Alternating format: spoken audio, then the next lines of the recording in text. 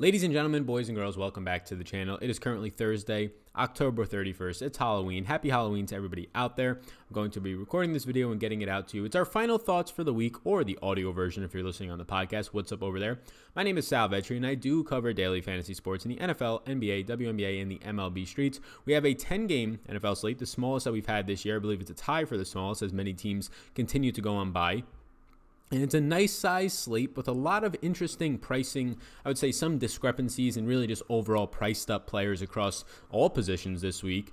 Mainly, you have a priced up high tier at running back and a very, very high priced up wide receiver tier with about 10 guys priced up in the 7K and high 8K range. But before we get into it, if you could hit the subscribe button, it really helps me out. If you're listening on the audio version, you could hit the subscribe button.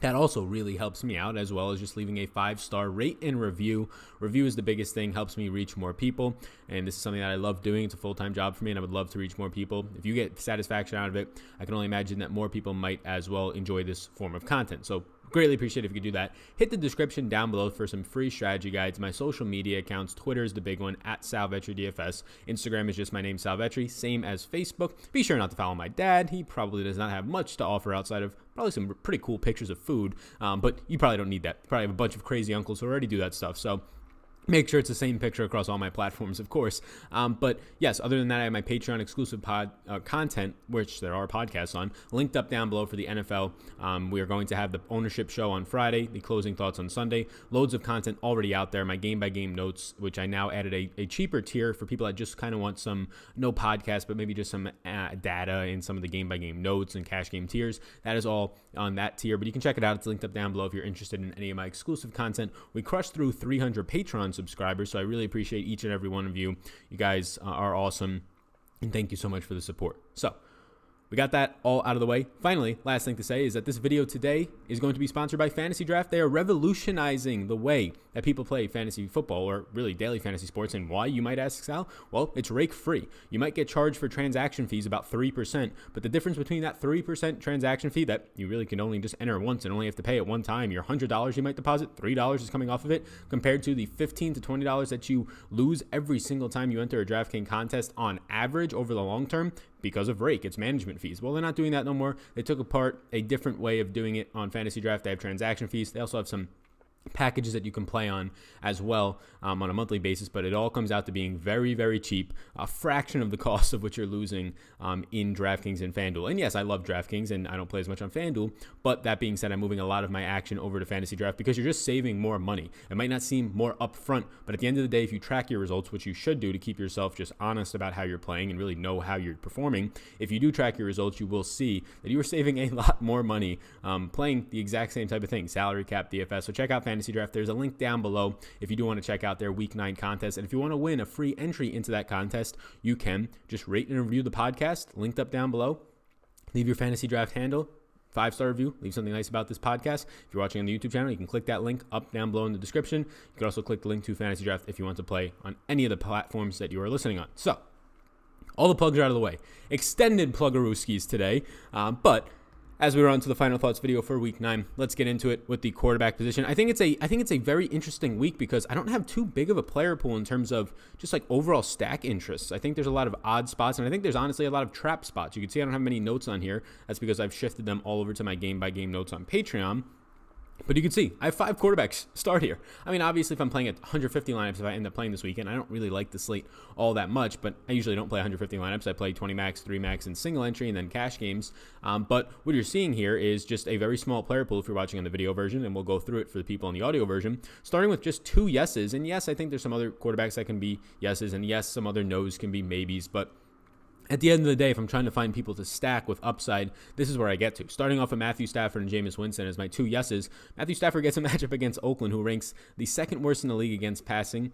They give up the 2nd most fantasy points per game to the quarterback position. They shipped out their best cornerback last week to Houston and Conley, and they really have nobody left now with Trevion Mullen on the outside. And then on the other outside and in the slot, you have LaMarcus Joyner, who's been pretty pitiful. And then on the outside, on the other hash mark opposite of Trevion Mullen, you have Darryl Worley, who's also been pretty bad in terms of allowing touchdowns and just overall receptions and yardage this year. You have Matthew Stafford, who's averaging 35.7 pass attempts per game. That's top 5 on the slate, and now he's going to be for a second straight week without Kerryon Johnson, the guy who they would actually, if at all, give the responsibilities of being a workhorse running back. Now you had last week 4 running backs seeing a good amount of snaps, and the ones that saw the most snaps, Ty Johnson, who let a lot of people down. And once you see 4 running backs active, and if you tuned into our live video on Sunday, you knew, do not play Ty Johnson with 4 running backs active. He was the main one used still and heavily involved in the passing game, or at least targets-wise, and he was overthrown on a deep wheel route touchdown. Probably hurt a lot of people who ended up playing him in just kind of a kick them while they're down type of effort there by Ty Johnson and Matt Stafford. But the point being is these running backs who are out there, yes, there's a lot of them, so it makes the backfield just a mess to really even want to rely on if you're the Lions. And then 2, it's just that you have 2 out of 3 of these guys in J.D. McKissic and Ty Johnson are pass-catching backs. So already a good 3 wide receiver set with Amendola in the slot, Marvin Jones on the outside, and Kenny Golladay on the outside, all who have good to beneficial matchups, positive matchups for themselves.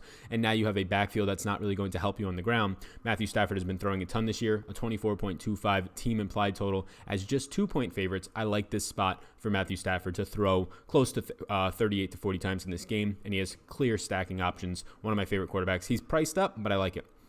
Jameis Winston is not so much priced up at 6,100, going to go into Seattle in a secondary that I think is susceptible. I don't think they're that good. Matt Schaub surely had a lot of yards against them last week, over 400. I think closer to 450 in terms of his passing yards, and it wasn't all garbage time. Oh, Sal, he did it in garbage time. In the fourth quarter, he had 100 yards. Where'd the other 300 yards come from?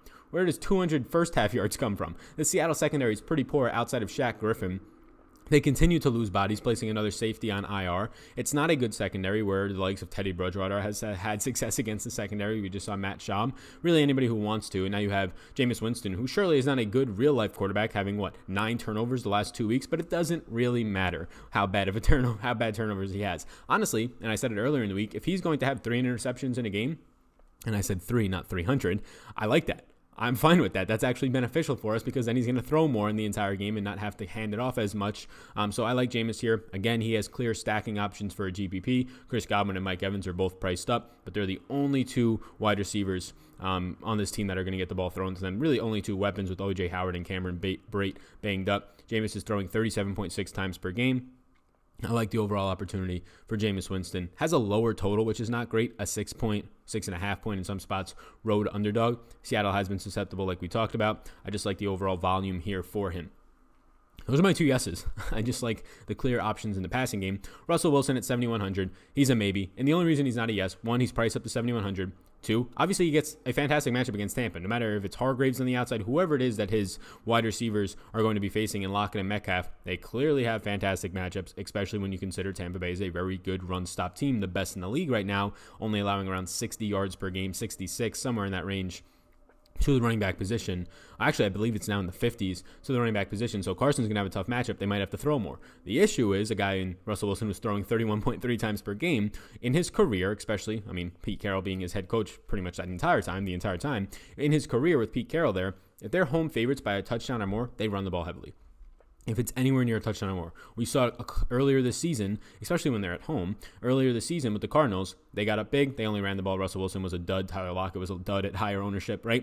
And this is a very similar spot, albeit a much easier matchup. The Cardinals secondary, though, when it had no Patrick Peterson then, was a very easy matchup as well. They're very content. The big difference is the Tampa Bay Bucks have a better run stop than the Cardinals did then.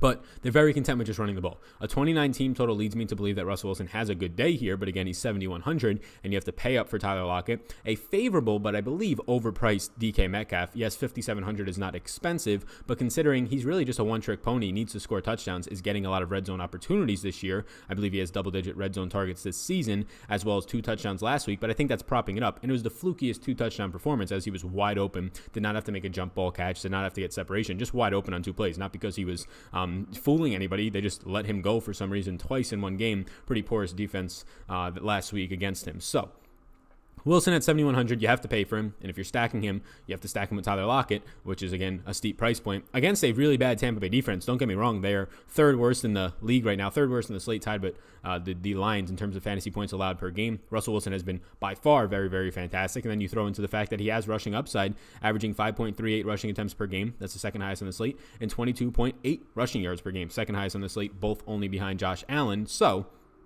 Russell Wilson, I don't play naked quarterbacks. What the heck? He said a naked quarterback. Yes, a naked quarterback just means you're not stacking on the slate in terms of not pairing him with another one of his players for correlation reasons, which is not a good idea. Naked quarterbacks, they have upside if they get you there on the ground, right? Lamar Jackson in the past, Josh Allen last year was doing it a couple times for Millie Makers. Mitch Trubisky has done it before, but I believe he was needed in a stack. Anyways, I do not think that there's that much upside in Russell Wilson naked, but I do think it's interesting because you have to rely on him to get 50 yards and a touchdown on the ground probably, but he does distribute the ball a lot, and if he only throws 28 times, one of the most efficient, in this year, the most efficient quarterback in NFL history, though, one of the most efficient in terms of touchdown efficiency per drive, it's a spot where at his price point, he might have to pay it off by distributing the ball. None of his receivers really go off. Lockett doesn't pay off a $7,500 price tag. DK Metcalf doesn't pay off a $5,700 price tag, but they all do okay enough not to be needed. And then he adds in some sort of rushing touchdown against a pressured team in Tampa Bay that does not pressure all that much. They're closer to middle of the pack, bottom half of the league. Actually, I believe they're 11th worst in the league at pressure rate. And if you're not pressuring Russell Wilson, he's going to take off and burn you on the ground. And that's where he's had some of his bigger games this season. So although I don't fully recommend and endorse a naked quarterback of Russell Wilson, I actually think it's interesting when you factor in the salary pricing of the other wide receivers around him and how this team usually likes to play. Get up ahead at home, run the ball. Even if it's ineffective with Chris Carson, we've seen in the past, run the ball 20 times, even if he only has 65 yards on the ground. They'll take it, they'll burn the clock, they'll get the win, and they'll get out of there. So he's interesting to me this week. The price point, a little bit restricted, but I think it's okay for his skill set. Sam Darnold, look, he was a yes, now he's a maybe. Look, I like the price point of $5,900. The matchup against Miami, second most fantasy points per game allowed to the position this season, on this slate at least, is Miami to Sam Darnold. They just put Xavier Howard on IR. They acquired Aqib Talib, but he's still on IR, and he's terrible this year anyways, defensive back from the Rams. They have nobody. They have nobody at all just to guard any of these receivers. Robbie Anderson should have a great day. Jamison Crowder out of the slot should have an okay cash day, but will he get there in a tournament? I don't think so. Like, how much do you really have to throw as a 5.5 point favorite against Miami here if you're Sam Darnold? He's only averaging 33.8, a decent number, around average pass attempts per game. But you would surely imagine that goes down, as a lot of that has been trailing from behind, playing from behind and having to throw more. It's a get-right spot for him in this offense, but when you're talking about trying to correlate a winning lineup through stacks, yes, stacking him with Robbie Anderson makes sense, and I think that that's fine, especially at Anderson's price point. His matchup against probably Ken Webster on the outside, really a third-string cornerback at this point in his career, but that's the starting quarterback on the Miami Dolphins this season, or at least at this point. It's a spot where Sam Darnold has upside, but is it enough if you're trying to correlate lineups, which has been proven to be the best way to actually win tournaments? And why would you go against the grain and try and not correlate and stack your lineups? Because then you're just openly saying that you don't want to take the clearest route and the easiest route percentage-wise to victory. It's just very odd to me that people would take a less likely chance to win in terms of DFS when it comes to stacking in tournaments. The arguments that I hear are, oh, but you could win other ways. I see people doing it. Yeah, and they're much less likely to win. So when you follow a less likely path to success, you're probably going to end up unsuccessful, which usually means that person, and in general, DFS takes a lot of luck, but that person got extremely lucky. If you look at the far majority of tournament winning lineups, a lot of them are going to correlate, and just the history shows that using stacks is the best way to actually correlate a win, especially if you're stacking the proper ways to stack with good quarterbacks and their good wide receivers in a higher total game. So yes, Sam Darnold does not fit that mold because Jamison Crowder and Robbie Anderson is fine for upside, but Jamison Crowder does not fit the mold of when you're a 5.5, 6 point favorite and you're a slot wide receiver that relies on volume to hit a ceiling. I mean, this man had double-digit receptions earlier this season and didn't even hit 100 yards. If that's like his ceiling type of a game, if he doesn't find the end zone, and he rarely does, at least on this team, he has yet to really get in the end zone all that much, and I get it, Darnold wasn't there a lot, but if you tell me that a guy like Crowder catches 6 balls for 60 yards this week, I think that's great for cash at his price point, right? And that's a pretty solid week for a guy like Crowder, especially if they're going to be favorites in this one. But that doesn't do anything for me in a GPP. I need more upside. His targets, his air yards per targets are in the single digits when Robbie Anderson's are clearly almost double that. So I'll stick to Sam Darnold as sort of a maybe. Pair him with Robbie Anderson if you play him. I think that you want to go for a full team stack or full game stack, and I just don't really trust Crowder as my second option, and I don't want to correlate him with Le'Veon Bell all that much. You can, though. You can play Le'Veon Bell, Sam Darnold, and Robbie Anderson. I think there's some upside there. Phillip Rivers is my last maybe at 5,100. Look, Packers pass rush coming in. Phillip Rivers is in the best spot if you just think about Vegas. Home underdogs usually is a great betting spot, which usually means it's a underpriced spot for fantasy quarterbacks, and he definitely is at 5,100. Now, the Packers have a solid secondary, and what makes them even more solid is they have a top 3 pass rush in the league, especially at just rushing 4 passers, and his offensive line, Philip Rivers, has been pretty abysmal. This should be one of the slower paced games of the week. They're only implied for 21.5 points at home as 3-point underdogs, and the Packers are not allowing all that much fantasy points to the quarterback position. Bottom 5 at 16.3 fantasy points per game to quarterbacks this season. A lot of that is who they have played. I mean, they've played Kirk Cousins in a run-heavy script for Minnesota. They've played Mitch Trubisky, Joe Flacco, right? They have not played world beaters. Matt Moore last week had a very good game against them. But that said, they have a very good pass rush and a solid secondary. So something the Packers are not used to. Philip Rivers as a home underdog, I think he's interesting for GPPs because of the price point. At 5,100, if he just gets some sort of protection in a game that is probably a must-win for them at home, again, 3-point underdogs, it's a spot that I think is okay. I don't like the total of 21.5, but at his price point, there's so many guys you compare him with between Hunter Henry, Keenan Allen, Mike Williams, and we'll get into some of those guys. Even Austin Eckler, to an extent, correlates with him nicely, that I think he's an okay spot for GPPs only. At his price point and the risk of his offensive line being bad against this defensive line, I don't think you want to put that in more of your stable lineups for cash. Nobody else stands out all that much as of right now.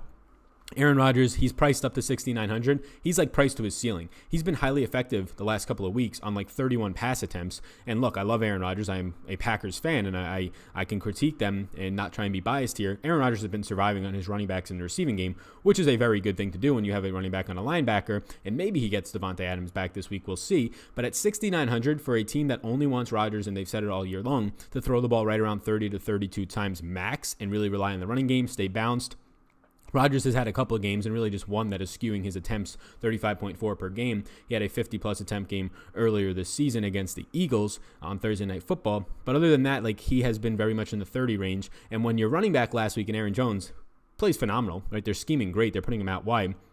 He's on a linebacker and has over half of your passing yards in Aaron Jones in the receiving game. That's probably not sustainable. So now you're paying top dollar for Aaron Rodgers, clearly a great quarterback, but you're paying top dollar for him in a matchup that he played the Chiefs last week, who had just no secondary, no pass rush, all injured. Kendall Fuller was out, a slot cornerback. They had no Chris Jones, a pass rusher out, no Frank Clark, a linebacker, defensive end out. So, and then the week before they play Oakland, who's clearly one of the bottom 3 secondaries and teams on defense in the league. Now you get the Chargers, who are definitely banged up on defense. Defensive tackles are hurt, but they have Casey Hayward, former Packer, and they have Desmond King in the slot, 2 solid cornerbacks, which they have not faced the past couple of weeks. So even though they're going to scheme still if Devontae Adams is out to Aaron Rodgers and Jamal Williams in the backfield, you would imagine now 2-3 weeks of film on that, defenses are going to start to get better at it. And also they're just not going to continuously break 50-yard passes to their running backs. So Rodgers priced up. If he was 6,000, yeah, I'd have interest. But now he's priced to his ceiling, and he's just been exceeding expectations on his attempts. So you're paying for an unsustainable Aaron Rodgers, in my opinion,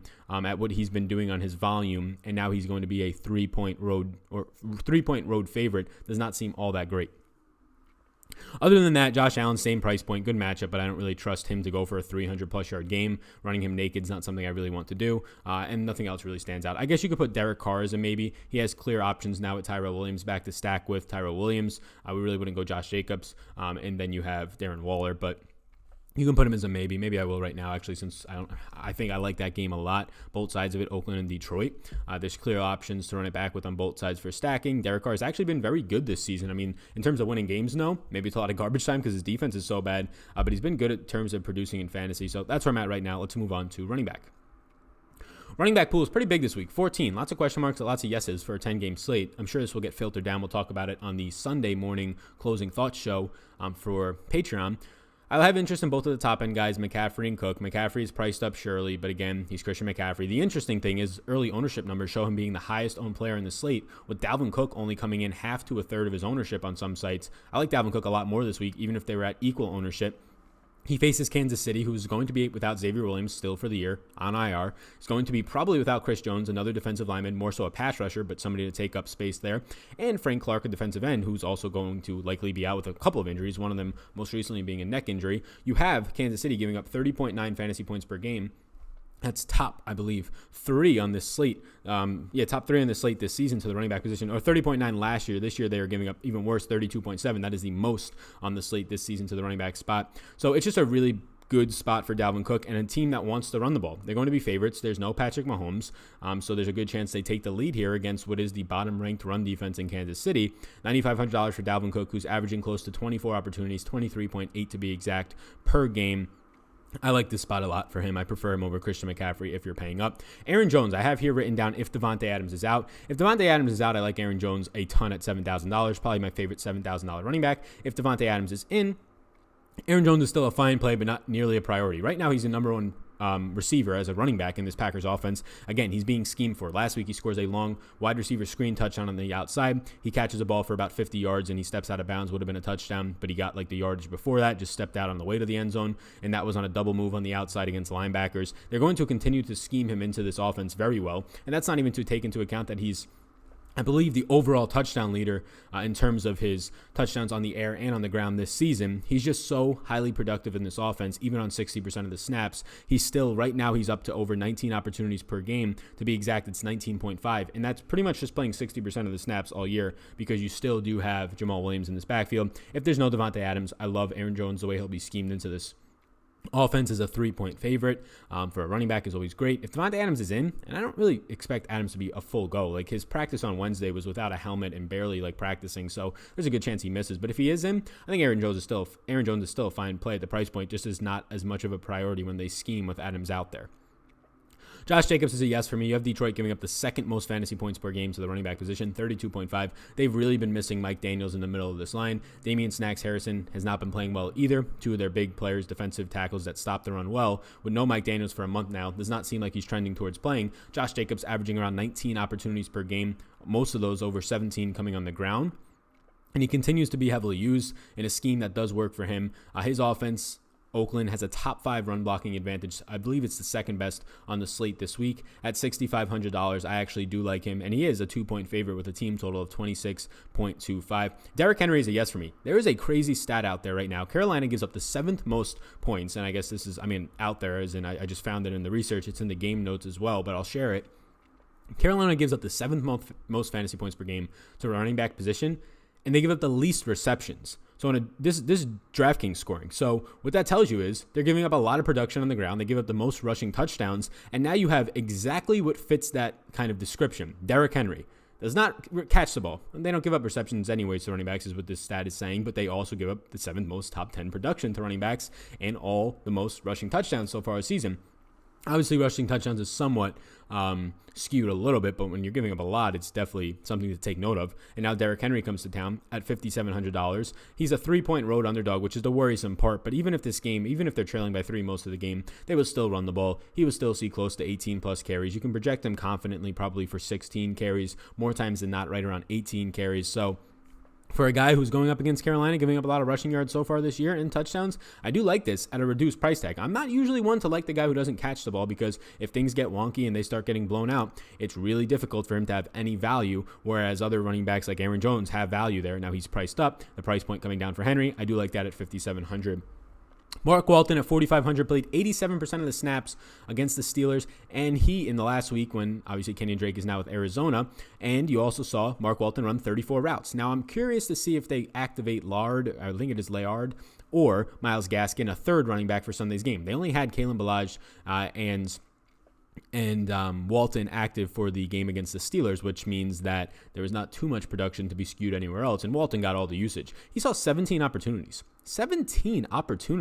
in a game where they were getting blown out most of the second half. In this game, yes, they're still underdogs, but much closer, only 5.5-point spread against a bad Jets team that will not have C.J. Mosley now for at least 5 to 6 weeks. It's a good spot for Walton that I can feel really good about projecting Mark Walton for 3 receptions in this game. I'm sure the over-under for his receptions in Vegas is somewhere around 3. So if I project him for 3 receptions, and usually that leads to, 20 yards or so on average for running backs, you're getting 5 fantasy points out of a $4,500 running back just in the receiving game alone as a median. Obviously, when you project him on the ground, he's going to come somewhere close to 10. He projects out very nicely. My projections are over on Patreon. At $4,500, I have interest. Jalen Samuels will quickly become probably the best running back play in the slate at $4,000 if indeed James Conner is ruled out. Mike Tomlin said earlier in the week that Conner doesn't have to practice all week, but he might practice on Friday, so don't expect him to practice. He did not practice Wednesday. I don't expect him to practice Thursday, but if he is indeed out and he has an AC joint sprain, which usually will leave you out, I imagine for at least a week is what I've seen, $4,000 Jalen Samuels with the Pittsburgh Steelers third-string running back Benny Snell Jr. now out 2 to 3 weeks.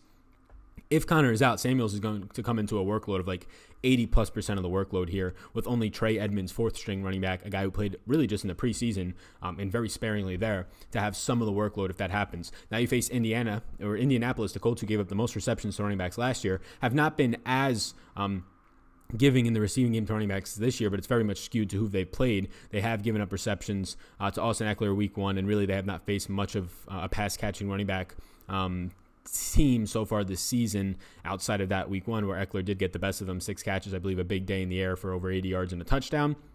So now you get Jalen Samuels, a former tight end in college. It's just a great spot, like a $4,000 flat full-on running back here in a spot where it's pretty much a pick-em. I think they're a 1-point underdog, so pretty much a pick-em. And you know this team with Mason Rudolph at the helm wants to throw short to the running backs and wants to run the ball. So if indeed you see, and we might not know and we probably won't until Sunday, if you indeed see James Conner ruled out, just know that Jalen Samuel becomes probably the best play on the slate at the running back position.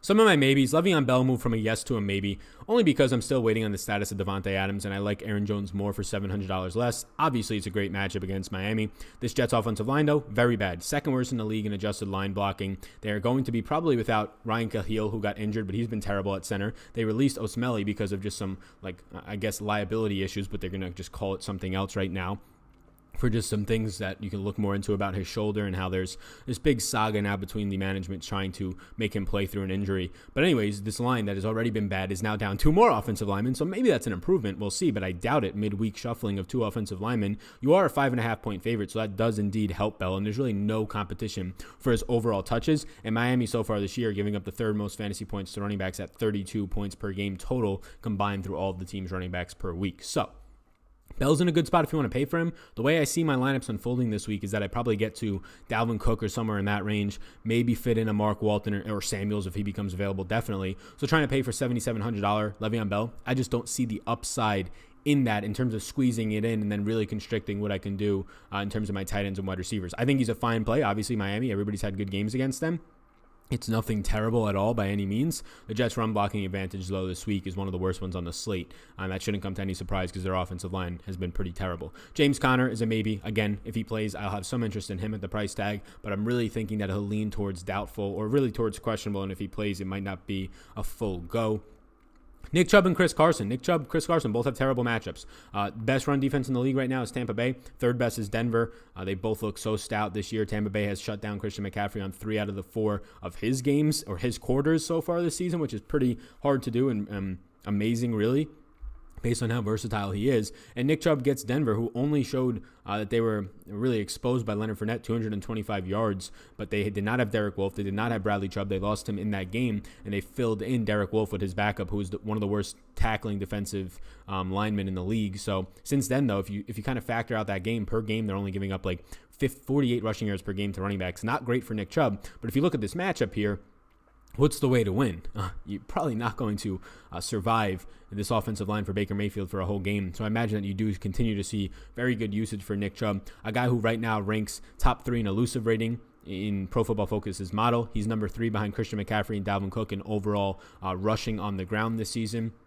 He's number 1 in breakaway percentage at 45.7%. Nick Chubb has been fantastic. He'll stay as a maybe. I prefer Aaron Jones over him if Devontae Adams is out. If not, it gets much, much closer in that 7K range. I prefer Nick Chubb to Chris Carson slightly. And now all their ownerships are high. Nick Chubb's, Carson's, Le'Veon Bell's. Aaron Jones is lower than all of them, so I also recommend that and like that. But the ownership on guys like Chris Carson, I believe it's the highest tied on the slate with Christian McCaffrey.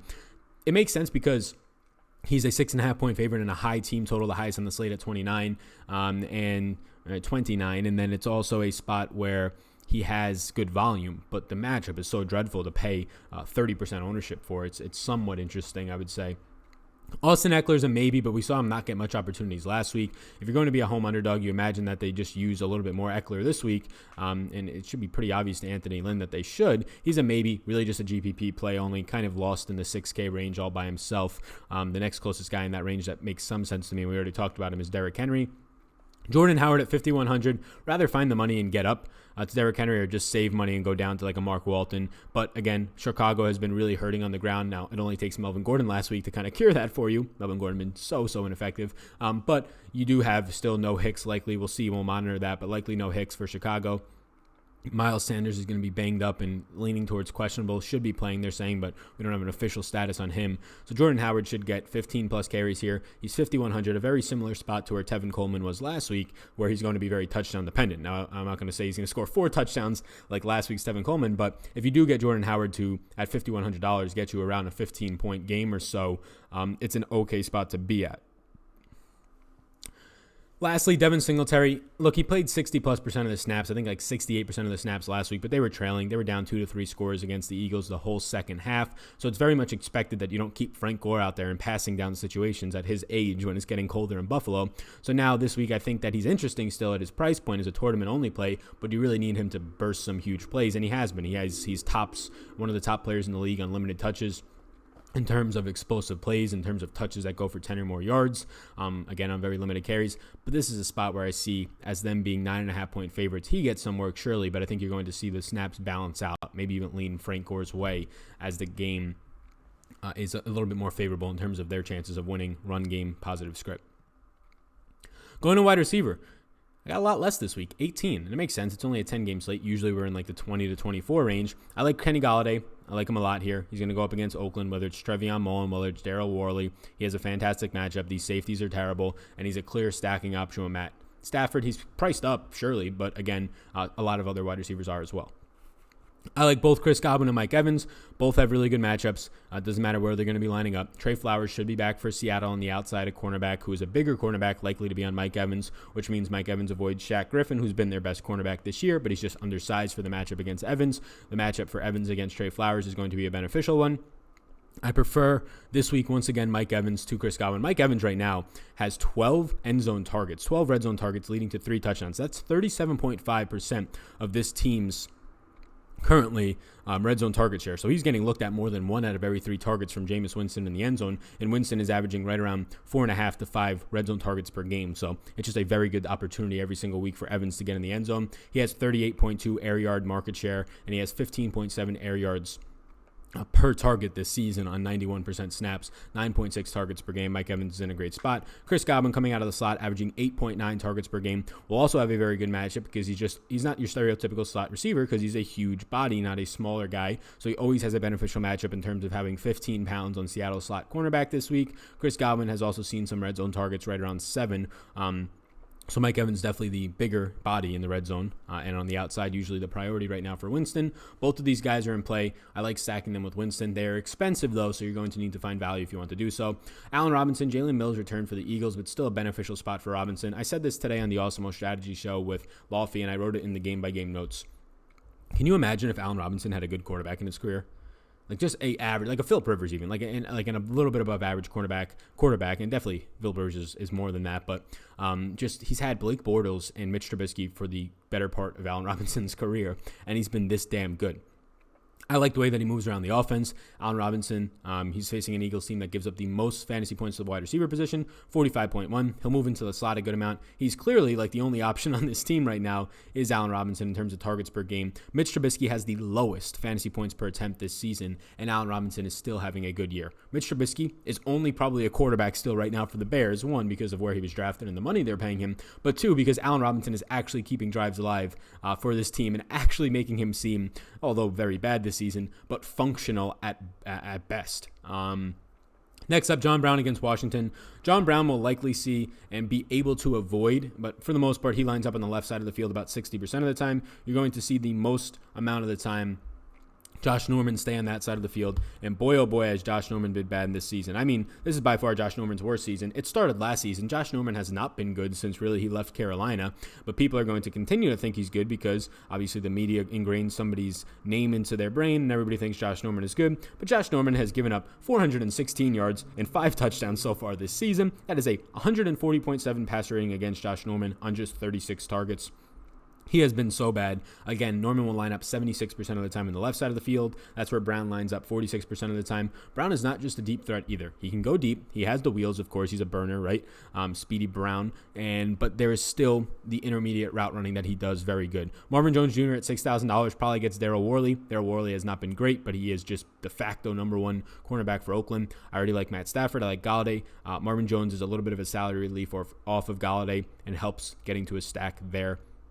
Tyrell Williams, I like a lot. Darius Slay has been so Tyrell Williams came back. He played plus 80+% of the snaps. He scores a touchdown. He looks very good. Darius Slay has been dealing with an injury so far this week, which allows probably, and we'll see based on he's been practicing limited, and I'm just trying to pull up the exact matchup notes that I have for Tyrell Williams here, straight out of the game-by-game notes if you are interested. Again, they're over on Patreon. But what you're getting here for Tyrell Williams is a direct matchup with potentially in this spot Rashaan Melvin, who Melvin so far this year has not been good. He's given up 425 yards and 3 touchdowns on 25 receptions. Now, in terms of yardage this season, that's the 8th most yards given up by a cornerback, but it's a 23rd most receptions. So what does that tell you? That discrepancy is telling you that he's giving up a lot of big plays, right? Not as many receptions, but a lot more yards. If he's giving up that many big plays, that fits Tyrell Williams perfectly. He's a big play receiver. He's a fast receiver. Melvin has had trouble with those guys this year. So if you do see that Darius Slay is out, I mean, right now I already have interest in Williams either way, but he becomes a much greater priority on a slate where there's a lot of overpriced receivers. His $5,900 price tag seems fair. Robbie Anderson, we talked about earlier, probably gets Ken Webster. Robbie Anderson's averaging over 40 air yard target share, 40% of his team's air yards. He's just in a really good spot against Miami, who really struggles to cover receivers. 37.7 fantasy points per game allowed to receivers so far this season. The problem with Anderson is just volume, but we know he can get there on like one target, really. Deep target. We've seen him already score a 90-plus yard touchdown this season, but he only sees 6.1 targets per game. The upside there is that he's on the field 92% of the time, and he sees 14.6 air yards per target. Not going to be a red zone target at all. One red zone target this year, partially because the team doesn't get to the red zone, but he's really just a deep play guy. He's a boomer bust, GBP only type play. Who's up next here? Lastly, for my yeses is DJ Moore. DJ Moore is going to get to go up against Malcolm Butler, who got shredded apart last week by Mike Evans, just left and right, who's been shredded apart all season long. DJ Moore, for some reason, is only 4,800. Like, this guy, even with Kyle Allen throwing the ball, has like a 7 or 8 point floor. That's very good for a $4,800 wide receiver. Like, yes, 7 or 8 points isn't winning you a tournament. In cash, it seems very good if that's the worst he can do for you more times than not. But we know his upside is somewhere in, the 20-point range? DJ Moore here, and even Curtis Samuel, but if Adore Jackson is back, that hurts Curtis Samuel a lot more. DJ Moore has a great matchup either way here. I like him a lot. Now to my maybes, there's a handful of them. If you're watching, you could see all of them. I'll go through them briefly on the audio podcast, but Tyler Lockett, if you want to get to Russell Wilson, obviously makes sense to stack him with. So does DK Metcalf. Metcalf is cheaper, so if you want to run back the Tampa Bay stack with Metcalf, who played over 90% of the snaps for the first time in his first season in his career, technically, or it is, not even technically, his first season rookie here, 92% of the snaps is the most he's ever played. So both those guys are fine if you want to stack. Those are the two options. I would run it back with Metcalf and Tampa Bay stacks just because it's really expensive if you want to play both Tampa Bay receivers, $7,300 Godwin, $7,200 Evans, and then stack it back with $7,500 Lockett.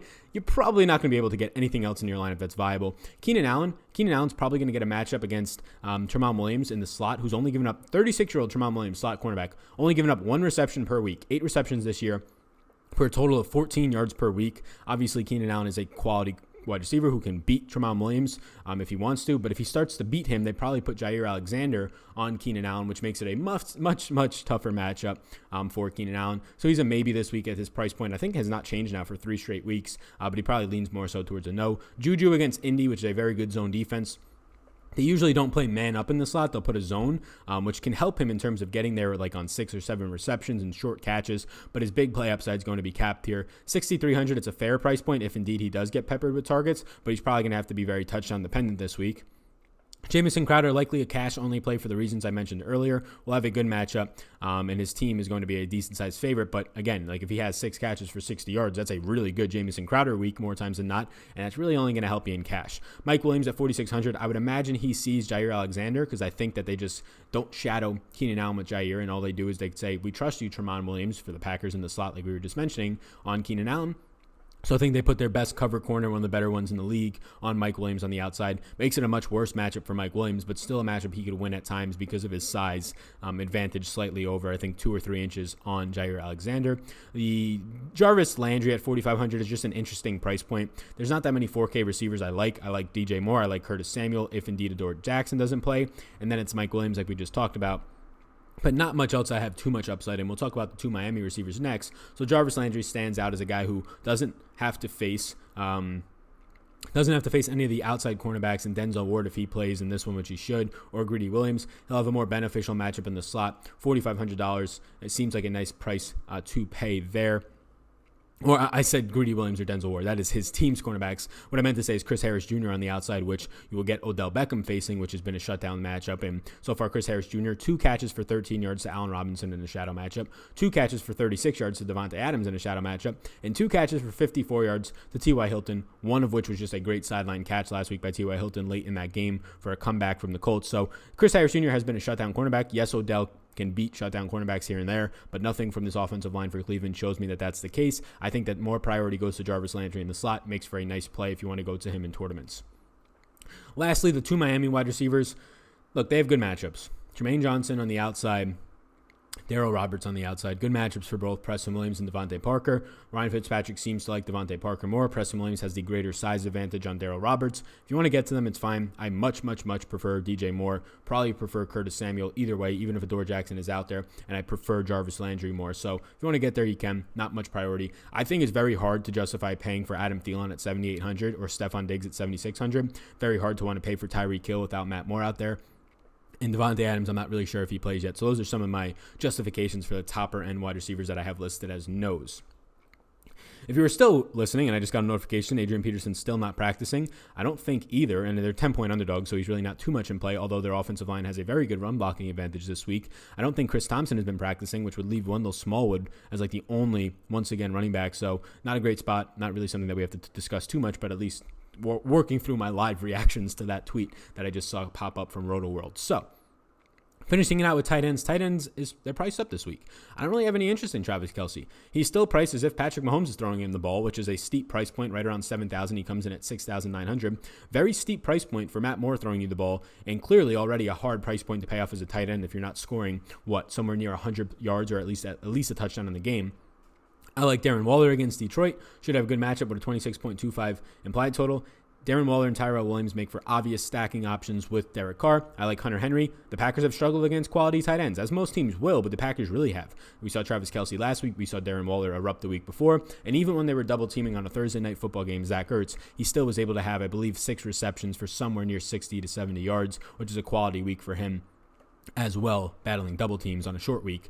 So Hunter Henry at $6,000 I do like. And then Zach Ertz, $4,700. Deshaun Jackson has been practicing. If he's back, and even if he's only out there for limited snaps as a decoy, it's going to make this Philadelphia offense much less narrow, which means that they don't have to just throw it to Alshon Jeffrey short because he's not much of a deep threat anymore. And they don't have to just throw it to Nelson Aguilar short in the slot, which hasn't been working, or Zach Ertz short, and now the defense has to actually account for a player who can take the top off of the defense in Deshaun Jackson, because Matt Collins has not caught a ball in the last 4 games. 0 catches in replace for Deshaun Jackson in the last 4 games. 1 catch the last 5 games. 5 games ago, he caught a ball, just 1. So he's been absolutely terrible. So defenses are just saying, hey, we're going to double team Zach Ertz. Dallas Goedert has been playing more snaps. He played 5 more snaps than he ever has last week, 75% of the snaps total. But that doesn't worry me for Zach Ertz's upside here. Zach Ertz still played 90% of the snaps last week. They just went more run-heavy approach because they were leading in that game by a lot, which led to more 12 personnel, 2 tight ends on the field. And last year, the Eagles led the entire league in 12 personnel. So we saw Ertz's have a historic year last year, and it really didn't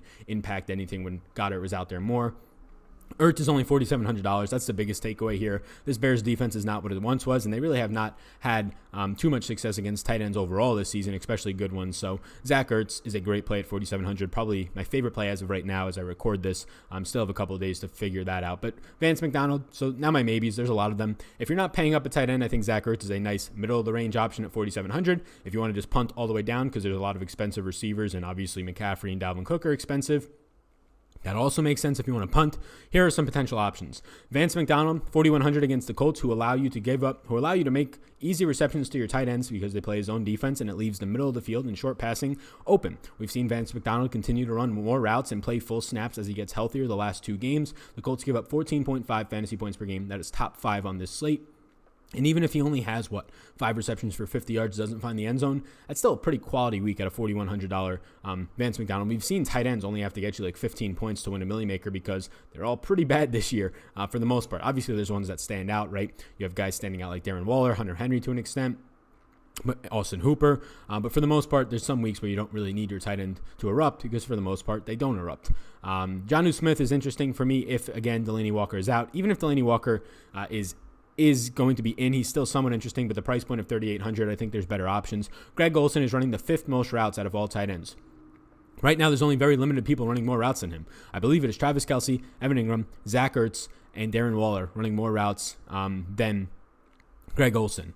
So this is a very good spot for Greg Olsen. He is $3,500. The problem is he is Greg Olsen, and he has a somewhat difficult matchup this week. So maybe you want to get there. I think I prefer just punting all the way down to this next guy, Noah Fant. So Jeff Herman, the backup tight end who plays about 50% of the snaps and splitting time with Noah Fant, the rookie, he came out the last game, and now he's probably not going to play this weekend. They're saying early indications are saying that, or really later in the week indications. So what you got last week was Noah Fant running 82% of the snaps, or routes, or really snaps, yes, but he ran the most routes he has this season, and he saw 8 targets. Now you also factor into that Emmanuel Sanders left last week, and it left a void in the middle of the field. Now Emmanuel Sanders was an outside receiver who came into the slot on about a third of his routes. It left a bigger void with no Jeff Herman out there, and a little bit Emmanuel Sanders, which Noah Fant was able to take the most from that. Now there's no Joe Flacco, which might actually help this offense, but Brandon Allen coming in, no passes so far this season for Brandon Allen. It might make sense to throw it to your tight end. If Jeff Herman is out, $3,000 Noah Fant. Look, if the guy has 4 catches for 40 yards for you, you take that at $3,000 in cash for sure, probably. And you don't really hate it in tournaments if he ends up finding his way into the end zone. It just really binks for you. Last guy is Chris Herndon. Track his status, $4,000. Really good matchup against Miami. We'll see if he's actually going to play, though. And that's it. That is it, gang. Look at that. Look at that. All the interest for today. Or for this week, week 9, are out there. I'm going to have my ownership show tomorrow morning on Friday morning. I'm going to have a live stream on Osmo Saturday at 11 a.m., as well as a Patreon exclusive live stream Saturday morning as well. And then Sunday morning, our closing thoughts on Patreon. It's a podcast, usually about 45 minutes to an hour. Tell you really where I'm getting in my exposures, where I'm getting with my stacks, all my final interests, ownership, all that stuff. If you're interested, you can hit the link down below to Patreon. Get access to all of my NFL content and or all of my NBA content right now. I have my projections up for NBA currently already for today. And we'll have them up every single day. So I want to say thank you for tuning in. My name is Sal Vetri. You can follow me on Twitter at SalVetriDFS. You can listen to the audio version of this podcast if you are not already. If you hit a 5-star rate and review, that really helps me out, and you will be entered, if you leave your fantasy draft handle, into a raffle to be entered into Fantasy Draft's main event this upcoming Sunday. I will announce the winner Saturday afternoon. So be sure to do that if you're watching on the YouTube channel. It's linked up down below where you can leave a review. Thank you so much. I really appreciate you all tuning in. Be sure to check out Fantasy Draft as well. That is linked up down below to their contest this upcoming weekend. Again, you're just going to save a ton of money if you play in Fantasy Draft. My name is Sal. You already know that. I hope you have all had a beautiful week so far. Enjoy the rest of your Halloween. Peace out, gang. Thanks for tuning in, and I hope you enjoyed that video. Above my head, if you're not already subscribed to this channel, I do ask you if you can please hit that subscribe button. It helps me out a good amount to reach more people. You can also follow me on Twitter. That's over there. Right in the corner is my @SalVetriDFS Twitter. And then above, you'll find my Patreon link. You can click on that if you want more exclusive content for me. Or a video is going to pop up, so why don't you check that one out as well. I think it's going to be beneficial for you. Thank you so much again for tuning in, and I hope you have a fantastic rest of your day.